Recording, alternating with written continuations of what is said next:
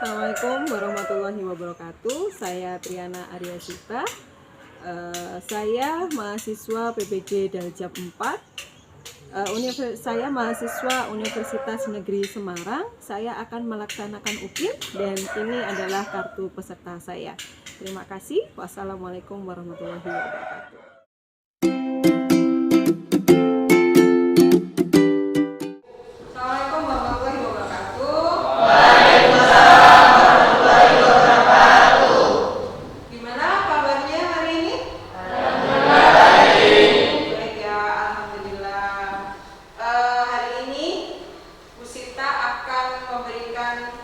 Seperti biasanya, yaitu bimbingan layanan klasikal.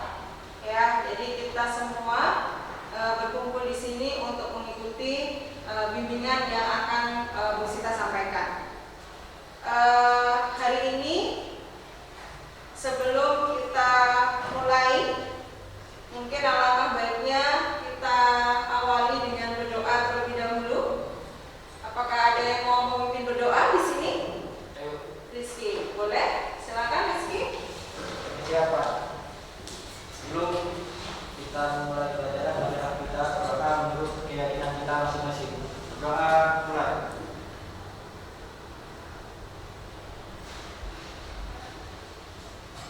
Selesai.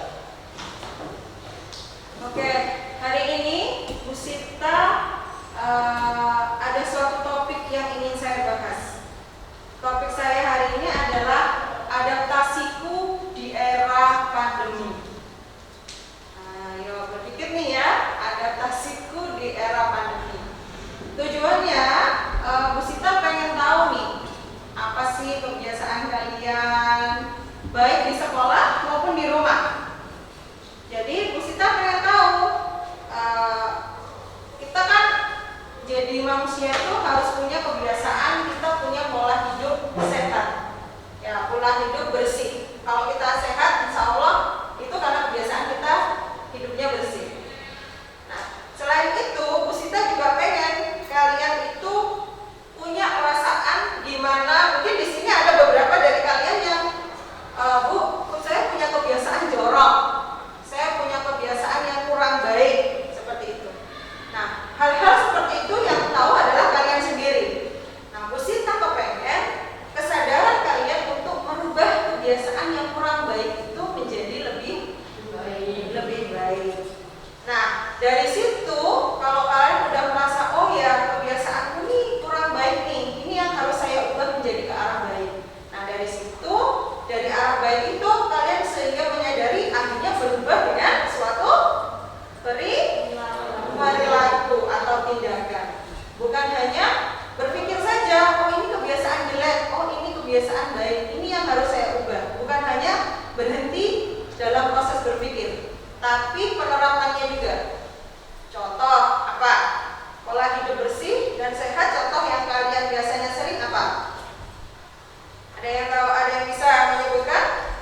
Pola hidup dan bersih itu seperti ini loh, Bu. Membuang sampah pada tempatnya. Betul, membuang sampah pada tempatnya. Ada lagi? Di sini di bimbingan Bu Sita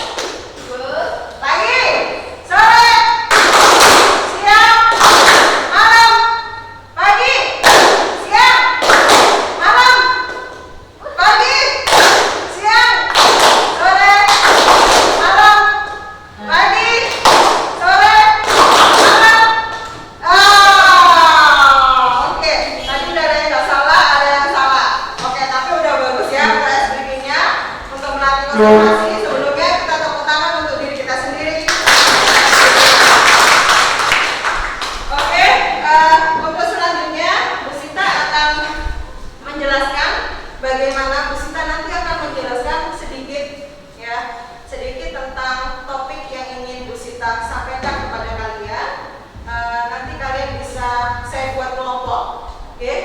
Nah, ini kelompoknya sudah, karena kita duduknya berletter U.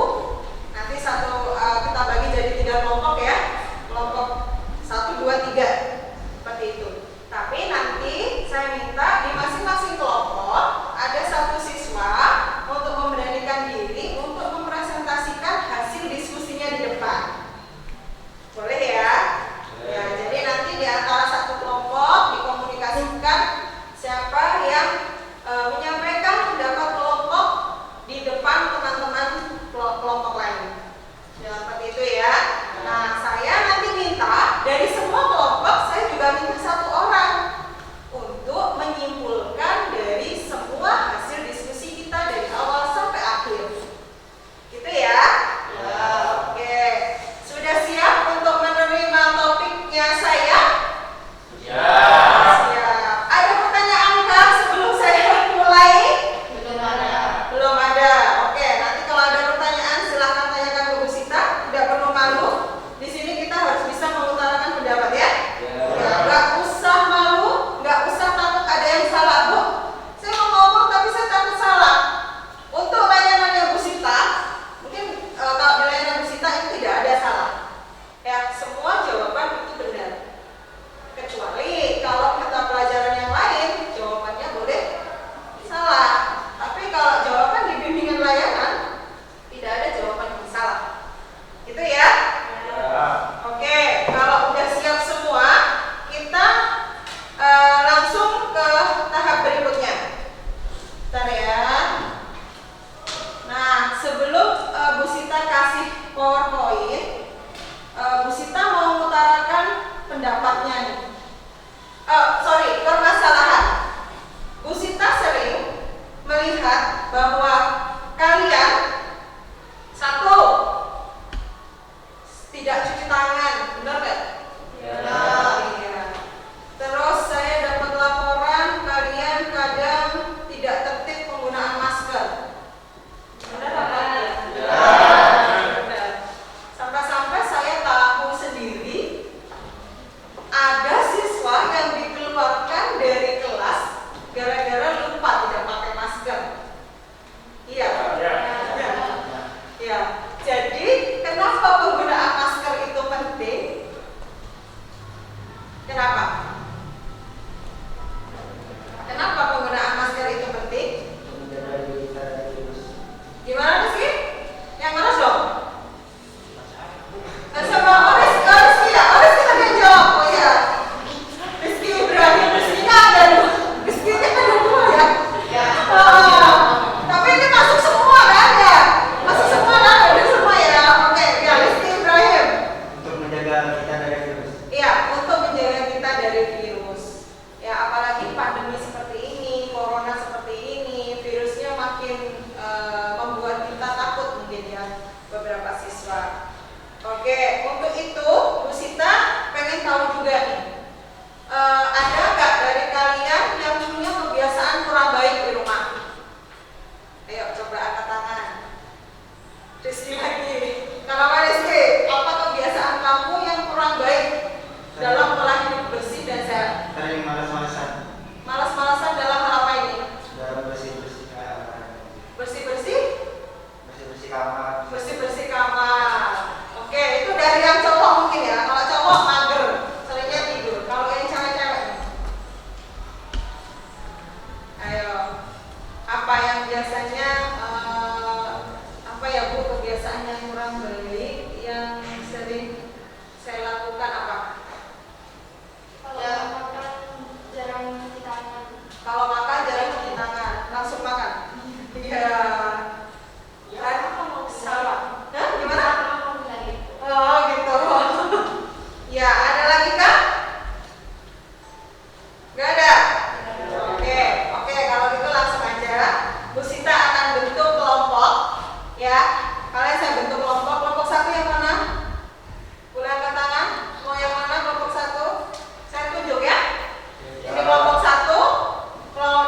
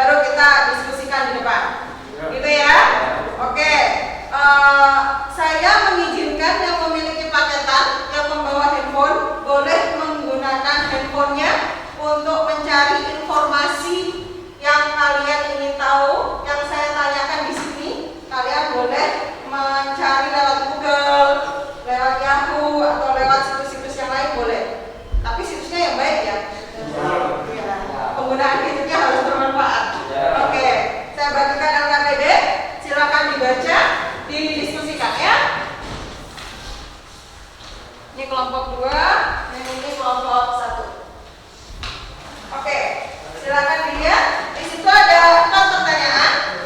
Ada nama anggotanya ditulis, ya. Nanti itu ada 4 pertanyaan. Silakan dibaca, silakan dikerjakan. Oke, saya kasih waktu 10 menit untuk mengerjakan. Bu Sita akan sedikit memberikan clue-clue ya, yang bisa kalian lihat di atas sana bahwa perilaku hidup bersih dan sehat. Nanti yang kalian kembangkan adalah mie. Nah, sekarang kan udah ramai nih COVID. Nah, gimana tuh penularan COVID? Ada 3M, ada 5M. Yang mana yang harus dilakukan? Terus bagaimana cara pencegahannya? Ya, kesulitan yang dipahami apa? Nah, ini yang nanti bisa kalian diskusikan di kelompok kalian. Begitu ya? Ya, oke.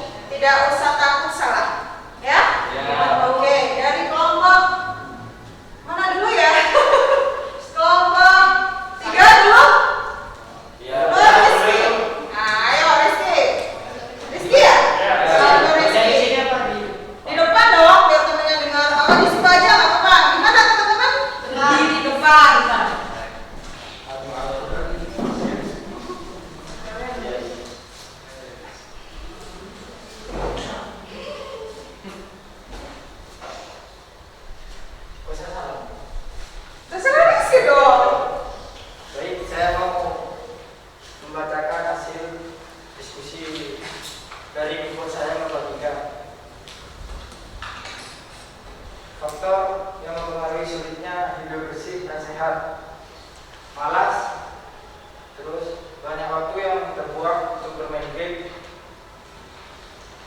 terus malas bersih-bersih di rumah. Yang kedua, usaha yang sering dilakukan untuk hidup bersih dan sehat: memakan makanan yang bergizi, pandai memanfaatkan waktu, membuang sampah pada tempatnya. Yang ketiga, dorongan atau alasan yang sering dilakukan untuk hidup bersih dan sehat: agar tidak terpakai virus, terus agar tidak mudah sakit. Yang keempat, rencana yang dilakukan untuk menciptakan PHBS: mencuci tangan, memakai masker, menghindari kerumunan, tidak lupa berolahraga. Sudah. Ada pertanyaan? Nggak ada. Oke. Selamat. Oke, terima kasih Mas Rizky. Oke, dari kelompok 2, siapa programnya? Desta. Boleh.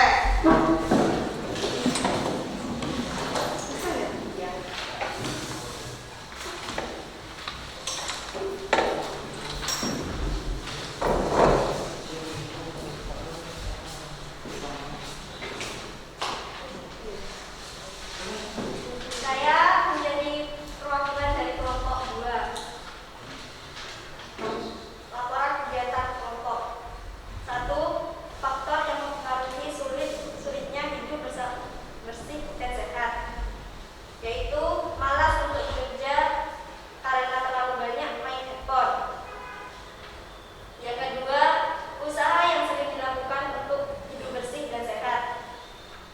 1. Mencuci tangan, 2. Menyapu, 3. mengepel, 4. membuang sampah pada tempatnya. 3. Dorongan atau alasan yang sering dilakukan untuk hidup bersih dan sehat: minum air putih setiap hari dan berolahraga. Yang terakhir, rencana yang dilakukan menciptakan PHBS, yaitu jangan malas untuk melakukan pola hidup bersih dan sehat. Sekian dari saya, terima kasih. Ada pertanyaan nggak nih dari teman-teman? Sini dulu dong, jangan buru-buru. Ada pertanyaan nggak nih dari kelompok yang lain? Nggak ada. Oke, sekarang kelompok 2, terima kasih Pak Desta. Dari kelompok 1 nih. Ayo. Berani.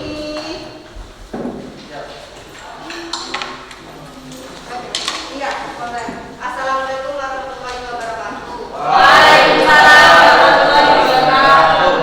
Saya mewakili dari kelompok 1 untuk mempresentasikan hasil diskusi kami. 1. Faktor yang mempengaruhi sulitnya hidup bersih dan sehat: malas cuci tangan karena mager, maksudnya tempatnya jauh. 2. Kurangnya kebersihan tubuh. 3. Kurang menjaga kebersihan lingkungan. 4. Malasnya pakai masker karena pengap. 2. Usaha yang sering dilakukan untuk hidup bersih dan sehat: konsumsi air minum, waktu istirahat harus cukup, makan makanan yang bergizi, aktivitas bergerak dan berolahraga. 3. Dorongan atau alasan yang sering dilakukan untuk hidup bersih dan sehat: supaya kita bisa menjaga tubuh dari kuman, membuang sampah pada tempatnya, mengkonsumsi makanan sehat. 4. Rencana yang dilakukan menciptakan PHBS: 1. Mencuci tangan dengan air mengalir dan menggunakan sabun dengan teratur. 2. Harus memakai masker dengan teratur. 3. Kurangi berkerumun. Sudah. Ada pertanyaan kah? Oke, terima kasih. Silakan duduk. Nah, oke. Dari ketiga kelompok tidak ada pertanyaan nih. Sekarang Bu Sinta yang tanya sama kalian. Saya ajukan ke tiap kelompok masing-masing. Ya.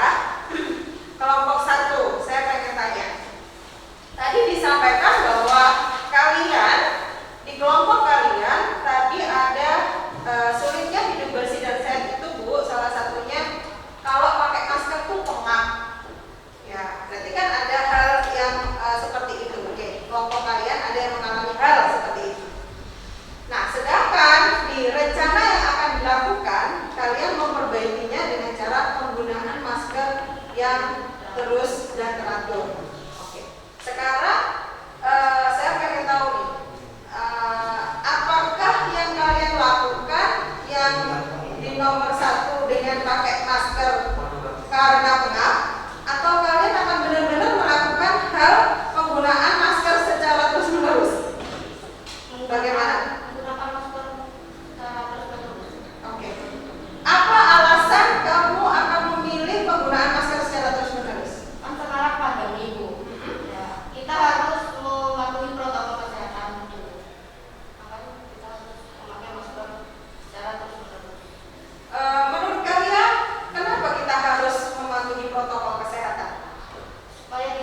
menghindari virus. Oke. Di kelompok 3, saya sulit hidup bersih itu karena saya lebih senang main handphone, Bu. Nah, saya tanya kelompok 3, berapa kira-kira banyaknya yang berapa kali kira-kira kalian pegang handphone? Lupa kebanyakan. Yang saya tanyakan kemudian, berapa orang yang pegang handphone kalian? Kira-kira 3 orang dalam satu hari ya? Berapa virus yang ada di sini? Ayo, berapa virus yang ada di handphone kalian masing-masing? Banyak. Karena kita nggak bisa lihat ya. Oke. Lalu saya tanyakan, apa yang akan menjadi solusi buat kalian untuk menerapkan pola hidup sehat dan bersih dengan penggunaan gadget yang terus-menerus yang itu membuat kalian malas? Ayo. Mencuci tangan. Oke, benar, Roni, mencuci tangan. Apalagi? Iya. Ada lagi? Ada lagi? Ada lagi? Udah? Gimana, Pak? Rizky? Menggunakan sarung tangan. Menggunakan sarung tangan. Mungkin kalau sarung tangan ribet ya. Ya, tapi boleh. Sarung tangan itu digunakan oleh para medis, para dokter. Itu mereka menggunakan sarung tangan. Tapi kalau kita mungkin itu ribet, sehingga kita nggak pakai masker. Caranya adalah kita menjaga handphone kita, salah satunya jangan sering dipinjamkan kepada orang lain. Pastikan kita pinjamkan kepada orang lain, tetapi dengan syarat, iya, orang itu harus bersih dengan cara mencuci tangan, menggunakan hand sanitizer. Itu salah satunya ya. Oke. Kalau untuk kelompok 2, yang saya tanggapi tadi, saya senangnya minum air putih dan berolahraga. Kenapa kok minum air putih dan olahraga itu penting buat kalian? Ya, sehat. Sehatnya yang bagaimana? Kenapa kok air putih itu sehat buat kita? Kenapa kok olahraga itu sehat buat kita? Mencegah dehidrasi. Mencegah dehidrasi. Boleh kelompok lain mau menjawab? Boleh. Bantu kelompok 2 menjawab pertanyaan saya, boleh. Apalagi? Terhindar dari dehidrasi. Termasuk terhindar dari virus juga yang ada di tenggorokan ketika kita lupa atau abai buka masker. Iya. Itu mungkin bisa melancarkan yang ada di tenggorokan. Betul banget. Ada lagi? Kenapa olahraga? Oke, itu sudah mewakili untuk minum air putih. Kenapa kok harus olahraga? Ayo, kelompok 1, 3. Ayo, kenapa kok olahraga itu penting? Untuk menjaga kekebalan tubuh. Mencegah, Menjaga menjaga kekebalan kekebalan tubuh. tubuh. Benar nggak? Olahraga menjaga kekebalan tubuh kita. Nah, oke, boleh. Udah, bisa dipahami ya? Berarti anak-anak kita udah paham nih sebenarnya kenapa kita harus menerapkan perilaku hidup bersih dan sehat. Oke, nanti Bu Sinta akan share di grup. Saya akan memberikan video-video yang bisa kalian lihat. Kenapa kok kita harus menerapkan pola ini sih, Bu? Gitu loh. Kita yang dulunya biasa-biasa aja, kok sekarang jadi heboh. Semuanya harus tertib, protokol kesehatan tadi kata kelompok 1. Begitu ya. Oke, kalau itu berarti emang benar semua ya kata-kata kalian semua. Tapi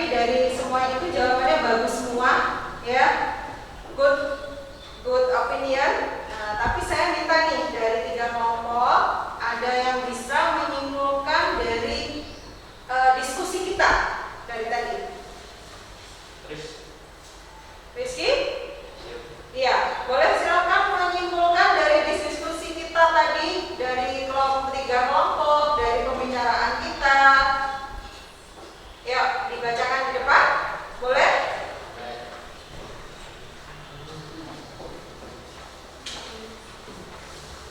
Saya di sini akan membacakan kesimpulan dari 3 kelompok tersebut. Yang pertama, faktor yang mempengaruhi sulitnya hidup bersih dan sehat. Kebanyakan waktu yang terbuang karena terlalu banyak bermain di handphone atau gadget. Yang kedua, malas bergerak dikarenakan tempat yang jauh, tidak memakai masker karena mahal. Yang kedua, yaitu sering dilakukan untuk hidup bersih dan sehat, membuang sampah pada tempatnya, pandai memanfaatkan waktu, makan makanan yang bergizi, sering bersih-bersih rumah, dan istirahat yang cukup. Yang ketiga, yaitu dorongan atau alasan yang sering dilakukan untuk hidup bersih dan sehat, agar tidak terpapar virus dan supaya tubuh kita terhindar dari penyakit dan bakteri. Yang keempat, rencana yang dilakukan menciptakan PHBS, yaitu dengan malas untuk menjaga pola hidup dan sehat. Kedua, mencuci tangan di air yang mengalir. Ketiga, memakai masker, tepat menghindari kerumunan, dan yang terakhir tidak lupa berolahraga. Untuk itu dari kesimpulan yang saya berikan, terima kasih. Oke, terima kasih. Boleh kita kasih tepuk tangan?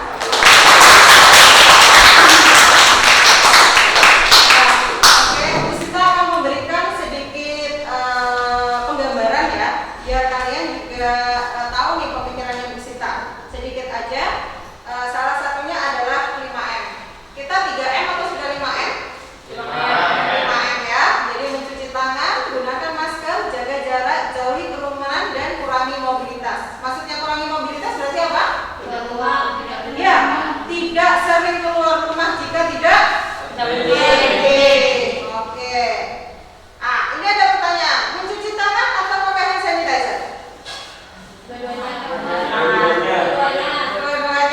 Pakai cuci tangan itu dengan air mengalir boleh, dengan hand sanitizer boleh. Tapi alangkah lebih baiknya jika kita setelah menggunakan hand sanitizer, kita gunakan air mengalir sehingga kuman yang sudah mati di tangan disiram oleh air. Begitu ya? Oke. Bagaimana cara mengusap hand sanitizer? Ada yang bisa mencontohkan?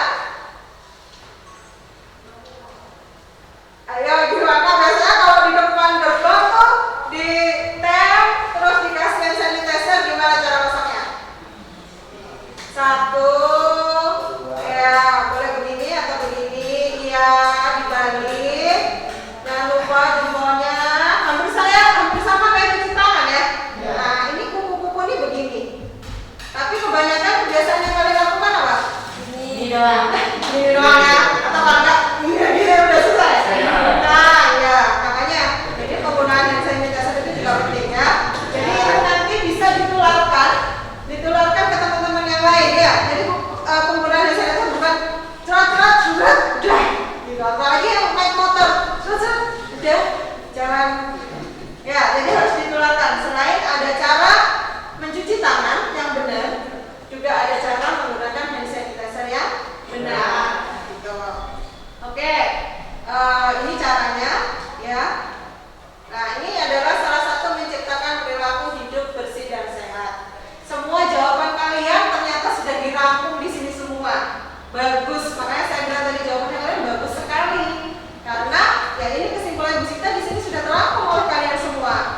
Ternyata ada konsumsi makanan sehat dan bergizi tadi. Ya, dari kelompok 1, cairan tubuhnya air tadi harus banyak, cuci tangan dengan sabun, olahraga, terus istirahat, jaga kebersihan, dan jangan lupa perbanyak pikiran positif. Jadi kalau kita stres itu lebih cepat kita sakit, gitu ya? Oke, jadi itu kesimpulan saya dari topik di era pandemi, dan kita harus adaptasi. Jadi kalian bisa menyimpulkan, jawaban kalian juga bagus. Harapan Bu Sita adalah kalian bisa menularkan kepada teman-teman kalian. Ya, bukan hanya saya tahu bahwa hidup sehat dan hidup bersih itu penting, gitu. Tapi caranya, step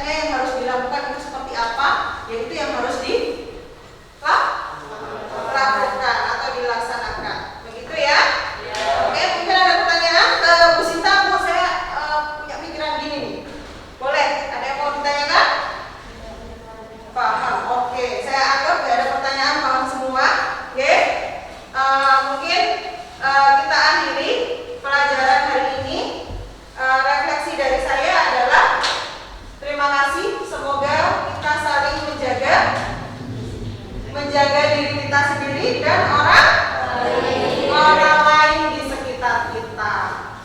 Ya, salah satunya adalah 5M. Oke? Oke. Sebelum kita akhiri, saya akhiri nih ya. Tapi sebelum kita akhiri pelajaran Ibu Sita, saya minta dipimpin doa, ya. Silakan dipimpin doa. Siapa yang pimpin doa? Apa?